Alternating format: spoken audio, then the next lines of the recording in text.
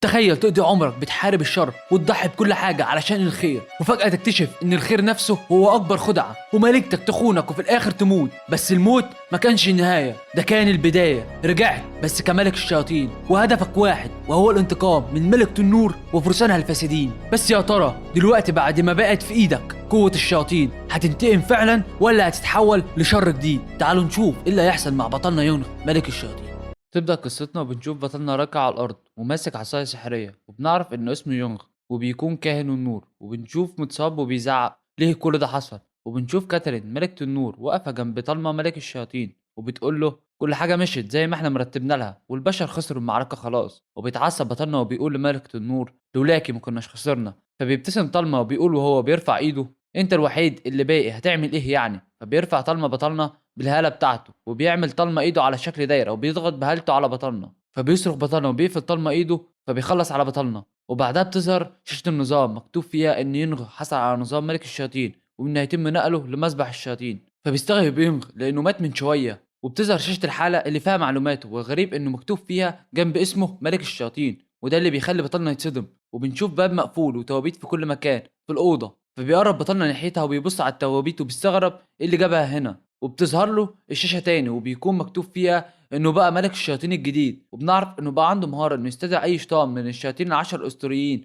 وانه يقدر يستعبد اي شيطان مستواه اقل منه. فبيتريق بطلنا وبيقول يعني انا طول عمري كنت بحارب حكام النور وبقاتل الشياطين، دلوقتي بقيت انا ملك الشياطين؟ ولكن بيستوعب ينغ اللي حصل وانه لازم يرد لهم اللي عملوه. فبيقول لنفسه انا لو اخدت القوة دي هقدر انتقم من حكام النور اللي غدروا بيا. وبيلاقي بطلنا النظام بيوجهه يقف في مركز الدايرة اللي في الأوضة علشان يرجع لكوكب الأرض تاني. فبيقف ينغ في المركز، وأول ما بيدوس عليه بينور نور قوي بيمتد لواحد من التوابيت اللي في الأوضة، وبيكون في شعاع أزرق كبير صادر منه، وبيبدأ الشعاع ده إنه يزيد ناحية ينغ، وبيتغير لون الشعاع للون ذهبي وبيتحول ينغ من كل مكان. فبيقول ينغ بعين مليانة شر كله هيتحاسب. وبعدها بنشوف صورة ينغ جنب مقبرة مكتوب عليها اسمه، وفي واحد واقف وبيقول هان عليك تسيبني لوحدي وتموت. وبنعرف ان الشخص ده محارب من المستوى التاني وبيكون اسمه دنغ. فبيسمع دنغ صوت جاي من وراه بيقول له طيب على الاقل كنت هات لي حجر اكتب عليه اسمي بدل ما انت كاتبه على حته خشبه. وبيتفاجئ دنغ من الصوت وبيبص وراه وهو مش مصدق. فجاه بيشوف يونغ قدامه وهو بيقول له هو انتم حفرتوا لي قبر بجد؟ فبيتصدم دنغ اول ما بيشوف يونغ قدامه، ولما بيتاكد ان دنغ ده حقيقي بيعيط وبيقول له احنا كلنا كنا مفكرينك مت، ده انا كنت باجي لقبرك لمده 5 سنين، انت كنت فين كل ده وما قلتليش؟ فبيتصدم دونغ من المده وهو بيسال نفسه ازاي 5 سنين وهو ما فضلش في المسبح غير وقت قليل. وبعدها بنشوف تمثال كبير لملكة النور، وبيسال يونغ صاحبه اللي بيكون سايق الموتوسيكل من امتى التمثال ده هنا. فبيعرفوا دونغ انه موجود كتذكار بعد ما حكام من الخير هزموا الشياطين. وبيتريق يونغ على اللي بيسمعه، فبيقول دونغ لو ما كنتش قلت لي على الحقيقه كنت هفضل مصدق حكام الخير. وبعدين بيبتسم وبيقول ليونغ فكك هنتكلم بخصوص الموضوع ده بعدين، المهم دلوقتي في مطعم جديد فتح تعالى اعزمك. فبيرفض دينغ وبيقول له انه عايزه يروح لزنزانات، وبيقول دينغ خلاص زي ما تحب بس لازم نجيب فلوس الاول لان الوضع هناك مش زي زمان. وبنروح لمكان الزنزانات وبتشوف يونغ بيتخانق مع الناس اللي هناك وبيقول ايه التهريج ده؟ هو انتوا عايزين تدفعونا فلوس علشان ندخل الزنزانه؟ وبيبص للتذكره اللي في ايده وبيلاقي ان الدخول المستوى الاول غالي، ده غير انهم بياخدوا فوائد اكتر من نص المبلغ. فبيزعق يونغ فيهم وبيقول انهم حراميه، وبيرد عليه المدير ايه مشكلتك؟ السعر ده ثابت من 5 سنين، وبعدين بطل انانيه، انت لما بتدخل هتكسب فلوس قد كده. فبيتعصب يونغ وبيكون عايز يضربه لكن يونغ بيسحبه بسرعه بعيد. وبالنسبه لنقطه الزنزانات فدي ظهرت من سنين في العالم ومليانه وحوش كتير جواها ممكن يخرجوا ويهجموا على البشر في اي وقت، وعلشان كده في عدد كبير من مغامرين البشر هجموا على الزنزانات علشان يخلصوا على الوحوش، ولكن كل المغامرين دول ماتوا في معركه جماعيه ومفيش حد نجي منهم غير بطلنا يونغ. وبعد ما المغامرين بقى يدخلوا الزنزانات ما يعوزوا دلوقتي بقى بياخدوا 80% من العائد. وبنشوف يونغ بيشتمهم بعد ما دخل هو ويونغ الزنزانه وبيقول طلعوا كلاب اكتر من حراميه الزنزانات. فبيرد عليه دينغ بما ان حكام الخير فازوا على الشياطين ما بقاش فيه تهديد من الزنزانات وبقوا معتبرينها مغاره علي بابا وبتكسبهم فلوس. فبيشكروا يونغ على التذكره وبيقول له انه هيبقى يرجع له فلوسها، ولكن دينغ بيقول له انه مفيش بينهم الكلام ده، وبيساله ليه قرر يجيبوا للزنزانه بسرعه كده وبيخطط لايه. فبيقول له يونغ المستوى بتاعي رجع للمستوى الاول علشان كده عايز اروح للمستوى التاني واخلص على ملك الزيول واحوله لشيطان. ومره واحده بيشوف حاجه غريبه بتقرب منهم، وبيبص هو ودونغ وبيشوف عقرب عملاق جاي عليهم، وبنشوف العقرب وبنعرف انه من المستوى الاول، فبيطلع دينغ اسلحته بسرعه وهو بيطمن يونغ وبيقول له يبعد وهو هيتصرف معاه، وبيجري ناحيه العقرب بسرعه وهو في ايده السلاح، لكن العقرب بيرفع ايده وبيضرب دينغ، فبيصد دينغ الضربه بالدرع بتاعه، وبينزل تحت العقرب وبيغرس سلاحه فيه وبيخلص عليه، وبيحصل يونغ على 5 نقاط خبره. فبيقول لنفسه مع ان مستوى دينغ مش عالي لكنه اعلى من الوحوش اللي موجوده هنا، واضح انه مفيش خطر من ناحيتهم. وطول ما هو بيتفرج على دينغ بياخد نقاط خبره، فبيشجع صاحبه ويحمسه. وبعد ما بيخلص دينغ بيجي اشعارات ليونغ بالنقاط اللي كسبها، وبتكون في اجزاء من العقرب مرميه على الارض، وبيكون يونغ مبسوط وهو بيقول لدينغ انه خلاص قرب للمستوى التاني. وبيظهر ليونغ شاشه النظام مكتوب فيها انه اترقى ويقدر يسيطر على العدو وما يخلوش يتحرك. وبعدها بيروح يونغ ناحيه العقرب وهو بيفرك ايده وبيقول لدينغ انه هيوري له حاجه حلوه. فبيبتسم دينغ وهو بيقول بحماس اخيرا هتشوف تحول الشياطين، اول مره اشوف فيها حد عنده المهاره دي. وبنشوف يونغ وعينيه بتلمع وهو بيشاور ناحيه بواقي العقرب، وطالع من ايده شعاع وبيقول بأمر مني قوموا واخدموني يا شياطين. وفجأة الأرض بتهتز وأجزاء العقرب بتتحرك بسبب الشعاع بتاع يونغ، وبعدين لونه بيتغير للون الأحمر وبتبدأ تتشكل وتعمل إيد عقرب، وبيبص يونغ عليها وهو مبهور باللي بيحصل. وبنشوف في الآخر عقربين شياطين من المستوى الأول، وبيبص يونغ للعقرب الشيطاني وهو مستغرب إنه شكل جسمه كأنه بني آدم، وبيكون لسه دنغ مبهور باللي بيحصل. وبيبص يونغ بعيون بتلمع العقرب وبيأمرها ان هم يروحوا يخلصوا على الوحوش اللي بتحرس ملك الزيول. وبنشوف العقرب الشيطانيه وهم بيبعدوا بسرعه علشان ينفذوا اوامر يونغ، وبيمشي يونغ مع صاحبه والنقاط بتاعته بتزيد، فبيقول لنفسه ان الشياطين دول اقوى من الوحوش العاديه. وبيقول دنغ صح انت لو فضلت سايب الوحوش دي هنا وانت نايم كده مستواك هيزيد برضه. وبيبتسم دنغ من تفكيره الذكي وبيفرح بنفسه، فبيقول ليونغ ده كان في الاول، لكن دلوقتي بما اننا لازم ندفع للزنزانه هنخسر فلوس كل مره ندخل فيها. وفجاه بيلاقي حاجه بتترمي تحت رجليه، فبيتصدم دونغ لما بيلاقي راس العقرب الشيطاني اللي بيقول ليونغ انا اسف يا زعيم، ملك الزيور اتعصب واحنا بنخلص على اخر الوحوش بتاعته. ولكن يونغ بيتعامل مع الموضوع ببساطه لانه ما كانش مستني منهم يخلصوا على ملك الزيور لانهم اضعف منه. وبنشوف بعدها وحش غريب بياكل بقايا شيطان العقرب، والوحش ده بيكون الزعيم واسمه راك الحفار. فبيتقدم دنغ بالدرع وسلاحه وبيقول ليونغ يفضل وراه، لكن يونغ بيرفض وبيقف قدامه وبيقول لا انا ضعيف خليني اشتته وانت تهاجم. وما بيعترضش دنغ وبيستفز يونغ الحفار، فبيتعصب وبيصرخ فيهم وبيقول يونغ لصاحبه وهو بيستعد اول ما منعه من الحركه تنفذ. فبيوافق دنغ وبيجري كل واحد فيهم في اتجاه مختلف، يونغ ناحيه راك الحفار ودنغ من وراه، وبعدين بيجري يونغ قدام الحفار اللي بيفتح بقه علشان يخلص عليهم. فبتلمع عين يونغ وهو بيحاول يشيل حركه الحفار اللي من وراه، وبيقول يونغ لصاحبه علشان يهجم عليه، وبيستجيب دنغ وبيجري ناحيه راك الحفار بسرعه علشان يطعنه في ظهره ويخلص عليه. وبيصرخ الوحش، وبعدين بيقع الوحش على الارض وبيعمل حفره كبيره مكان ما وقع. فبيبص يونغ ودنغ في الحفره وبيقول يونغ لصاحبه ايه الضربه الطريه دي، هو انت كنت بتقطع زبده؟ وبعدين بيشاور له بايده وبيقول له انه محظوظ انها نفعت. فبيتضايق دنغ وبيقول كنت عايز نعمل ايه، الوحش متدرع في كل حته ما عدا بطنه وظهره. فبيقول يونغ انا عندي خطه، وهو غالبا هيستهدفني تاني علشان بقدر اشيل حركته ومعيش سلاح، وبما انه بيخاف من رعشه الروح اللي بشيله بيها يبقى هيهجم عليا من ورا، فانت خليك قصادي بسيفك واول ما يطلع خلص عليه وما تقلقش عليا. فبيبتسم دنغ ومعجب بخبره صاحبه في القتال، وبيعرفه يونغ ان دي حاجات بسيطه اتعلمها. وفجاه بيلاحظ بطلنا ان الارض بتهتز من تحتيه وبتتكسر، فبيبعد هو بيشوف الحفار طالع من تحت الارض، وفي الثانيه دي بيضرب دنغ بسلاحه، لكن ده ما بيأثرش في الحفار اللي بيطلع بجسمه كله لفوق، وبيرفع مخلب ايده علشان يخلص على دنغ، لكن دنغ بيحمي نفسه بالدرع بتاعه. ولسه المخلب التاني كان هيدخل في اخر لحظه في عين دنغ، بس يونغ بيتدخل وبيشيل حركه الحفار وبيقول لدنغ يخلص عليه. فبيتحرك دنغ بسرعه وبيغرس سيفه في الحفار وبيبعد عنه، وبنشوف الحفار مرمي على الارض قدامهم واتهزم، وبيحصلوا على نقاط خبره ومكافآت درع الحفار وكمان الخنجر بتاعه. وبكده وصلوا للمستوى التاني. فبيبص دنغ للحفار وبيقول ليونغ المهارات بتاعته كانت اقوى من اي زنزانه قابلتها قبل كده، انت كنت قصدك تختار دي بالتحديد؟ فبيقول له يونغ انا شفت النوع ده من زنزانات المستويات العاليه، فقلت اكيد في نسخه اضعف منها هنا. وبعدها بيرفع الاسلحه قدام صاحبه علشان يختار، فبياخد دنغ الدرع وبيسيب الخنجر ليونغ. وبعدين وهما ماشيين بيسالوا دنغ هل هيعرف يستخدم الخنجر ده ولا لا، فبيطمن يونغ وبيقول انه عارف شويه حركات هتساعده، وانه في الاصل كان نفسه يبقى مقاتل بس تخصص في العلاج، وبيخرجوا علشان يبيعوا الخامات اللي جمعوها. ويونغ فاكر انها هتجيب لهم فلوس كتير لكن ده ما بيحصلش، فبيتعصب بطلنا وهو بيخبط بايده على المكتب وبيزعق في مدير نقابه العقرب للزنزانات اللي بنعرف انه اسمه زو، وبيقول يعني ايه الكلام الفارغ ده، انتوا عايزين تاخدوا الخامات دي كلها بشويه ملاليم؟ مش كفايه اللي انتوا بتلهفوه من الارباح؟ ولكن زو بيقول له اخرس واحمد ربنا ان احنا بنشتريها منك اصلا بدل ما ناخدها غصب عنك، ولو سمعت منك شكوى تاني هحاسبكوا على نقاط الخبره اللي خدتوها من الوحوش. فبيتعصب يونغ اكتر، وصاحبه بيهديه وبيقول له اهدى يا يونغ، صعب ان احنا نتدخل مع نقابه مع دي في مشاكل. ولكن فجاه بتلمع عين يونغ وبيبص لزو وحاسس بحاجه غريبه من ناحيته، فبيتضايق زو من نظرات يونغ وبيكون في وراه ظل شيطان مرعب. وبيبص يونغ وراه وبيلاقي حارس المدير بصين له بشر، فبيلف هو وصاحبه وبيمشي بهدوء. لكن زو بيوقف يونغ وبيقول له شكك فيا جرح مشاعري، وعلشان كده سيب الدرع تعويضا عن الضرر العاطفي اللي سببتهولي. فبيلف يونغ وهو بيقول له ازاي دي الحاجه الوحيده اللي معايا، ولكن يونغ بيقول له يسيبهوله وبيكمل وهو بيبتسم هرجعه لك قريب ما تقلقش. وبنروح لمكان فيه حراس المدير وبنشوف واحد منهم معلي صوت التلفزيون وبيسمع مذيعه بتقول ان اعداد المغامرين مفقودين في الزنزانات ذاتها في اخر فتره وان التحقيقات لسه مستمره.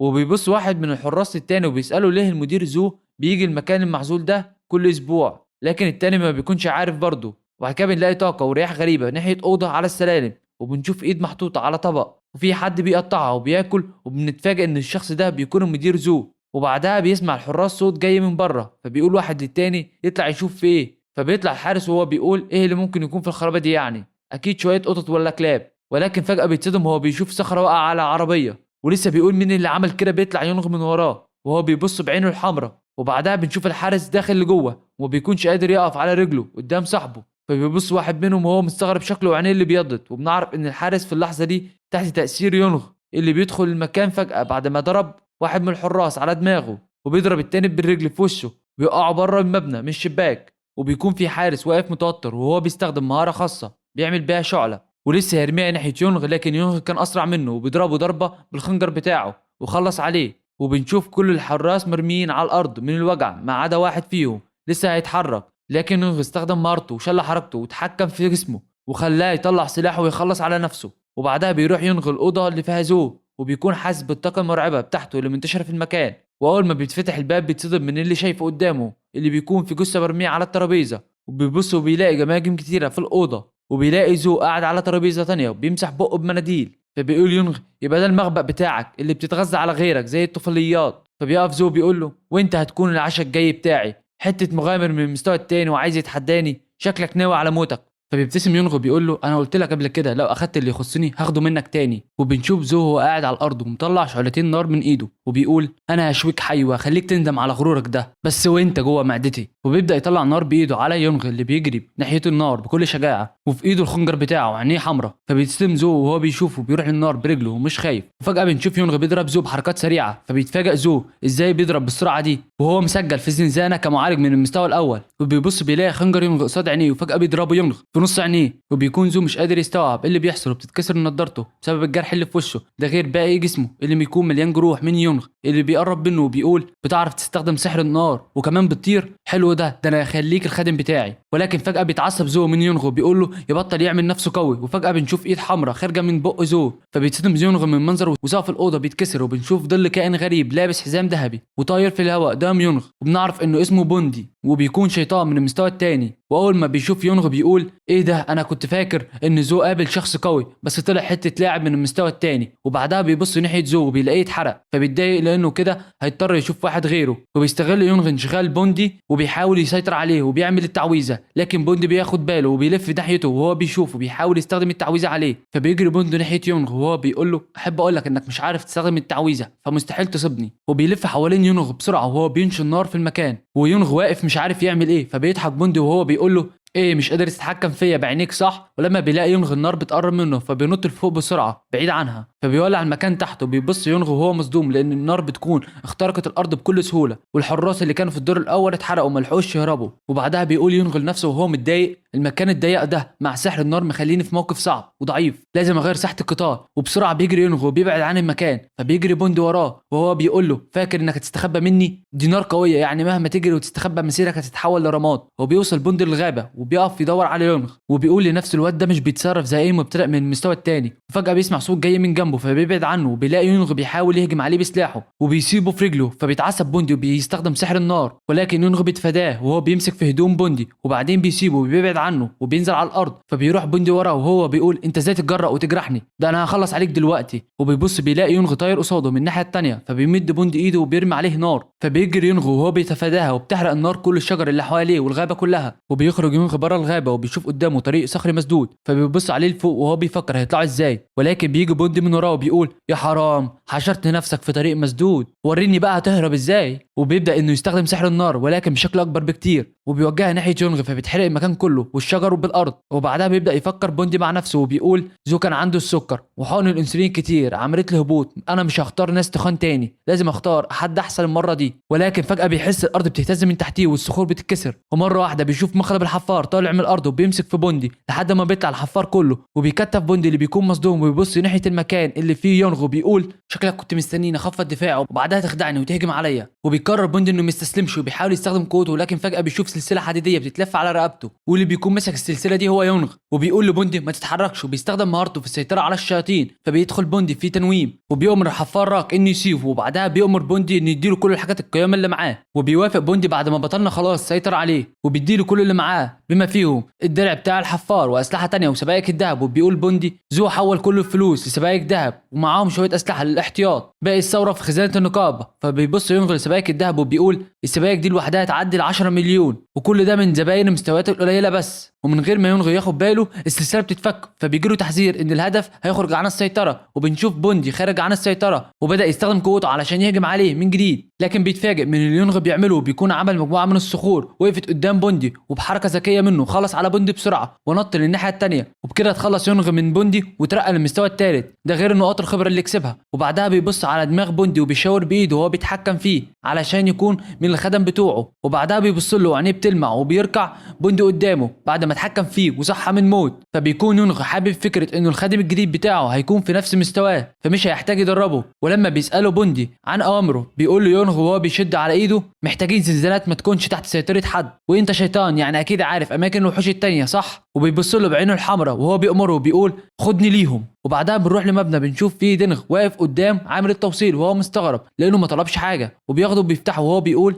ده كبير قوي وتقيل، ممكن حد يكون بيعمل فيا مقلب وبعت له طوب ولا حاجه. واول ما بيفتحه بيتفاجئ بالدرع قدامه ومعاه سبيك الذهب، ورساله من يونغ بيقول له انه رجع له الدرع ومعاه سبيك الذهب، وانه لو حب يروح مغامره معاه يكلمه. فبيمسك دينغ الدرع وهو مبسوط ومش قادر يصدق ازاي يونغ قدر يرجعه، وبيمسك السبيكه وبيقول اول مره في حياتي امسك سبيك الذهب بالحجم ده، انا بقيت غني. وعامل التوصيل بيكون لسه واقف بره، ولما بنشوف عينيه بنعرف انه نفسه بوندي، وبيقول ليونغ انه وصل الامانه خلاص. فبيقول له يونغ كويس، وبعدين بيبص قدامه وهو قاعد على الحفار وبيقول انت متاكد ان العنوان ده صح؟ مش ده معبد من معابد ملوك الخير؟